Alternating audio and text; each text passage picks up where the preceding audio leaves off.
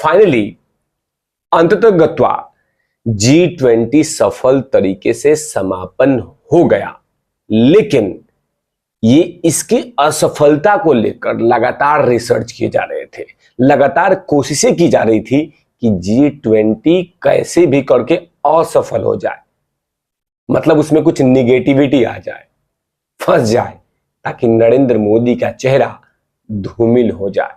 लगातार रिसर्च चल रहे थे, लेकिन अंततः G20 सक्सेसफुल हो गया और दुनिया के जितने बड़े बड़े राष्ट्राध्यक्ष हैं वो अपने अपने घर चले गए। लेकिन देश में अभी भी लगातार G20 पे रिसर्च चल रहे हैं। उसी को लेकर बात करूंगा कि चिलगोजे पत्रकार कितना रिसर्च कर रहे हैं, खूब मेहनत कर रहे हैं कि कैसे भी करके ये कहा जाए कि G20 में करप्शन हुआ था, G20 में पुलिस, G20 में लूटपाट मची थी। इस तरह के तमाम बातें चलाई जा रही हैं, चिलगोजे मीडिया चला रही है छीछा लेकर करने के लिए, ताकि नरेंद्र मोदी को घेरा जाए। इसी को लेकर बात करूंगा कि क्या सचमुच G20 में जो सरकार ने अलॉट किए थे रकम, क्या उससे तिगुना सही में इतना पैसा खर्च हुआ है।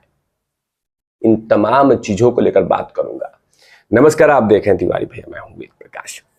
दरअसल G20 का समापन हो चुका है और वैसे भी दुनिया के बड़े बड़े मुल्क के राष्ट्राध्यक्ष आए थे, वो उन्होंने शामिल भी हुए, वो लोग तमाम लोग शामिल भी हुए।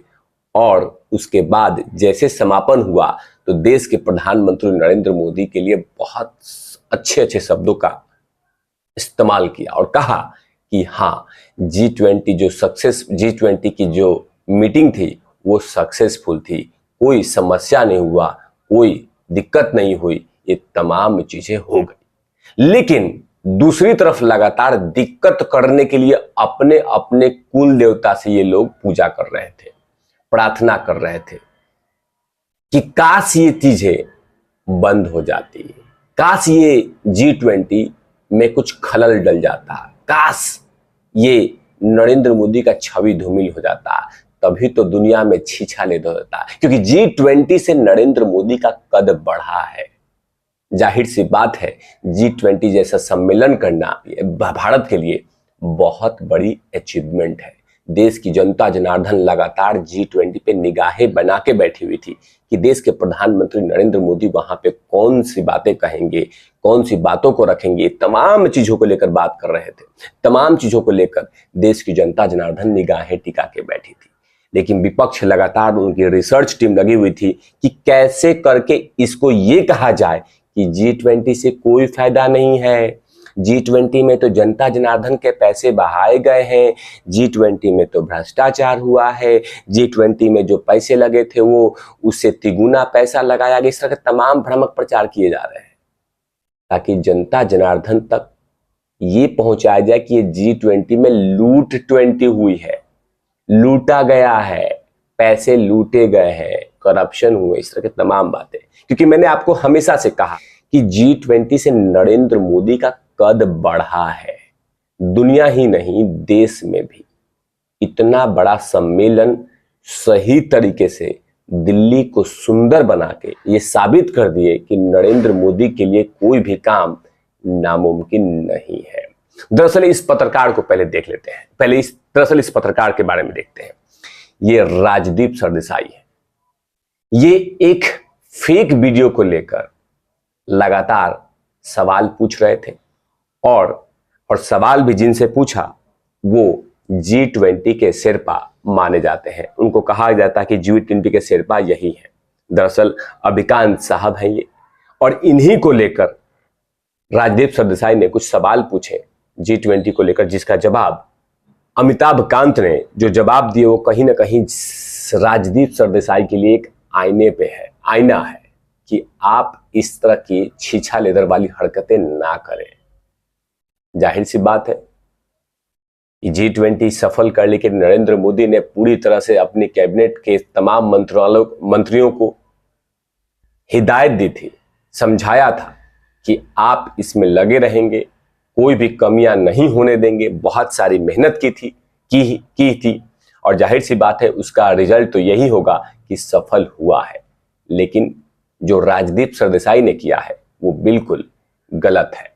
क्योंकि राजदीप सरदेसाई जैसे पत्रकार अगर इस तरह के काम करते हैं तो कहीं ना कहीं एक बात तो लगता है कि ये एक पार्टी के लिए जरूर काम करते हैं। ये साबित भी होता है। दरअसल क्या हुआ है मैं बताता हूं।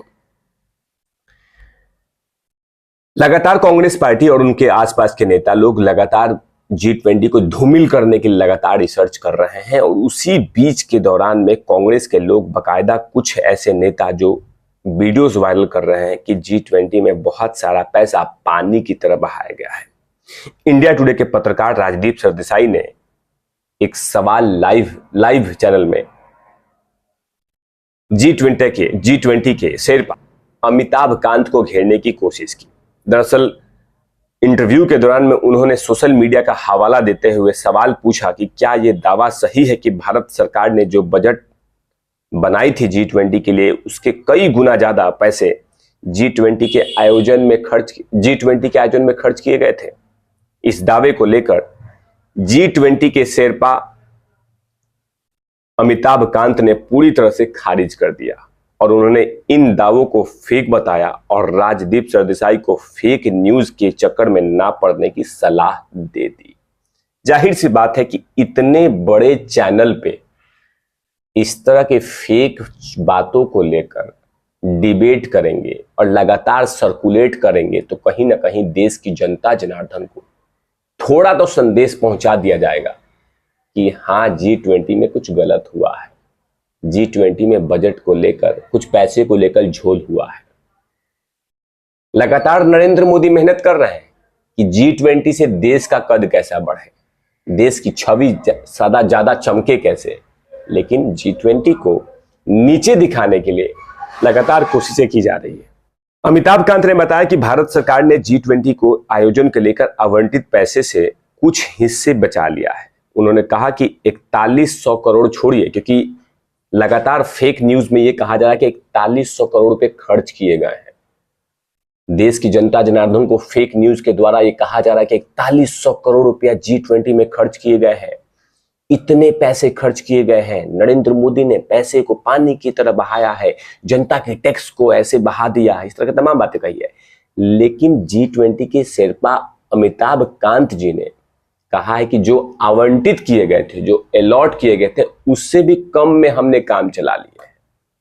अब जाहिर सी बात है ये चीजें देखने के बाद सुलगेगी, नींद उड़ेगी कि हे भगवान, हम तो लगातार फेक फैला रहे थे, जनता को भ्रमित कर रहे थे, जनता को बरगला रहे थे, लेकिन यहां तो अमिताभ कांत जी ने तो बाकायदा पोल पट्टी हमारी खोल दी, हमारी दुकान बंद कर दी, राजदीप की बोलती बंद कर दी। क्या क्या कहा है और बता देता हूं।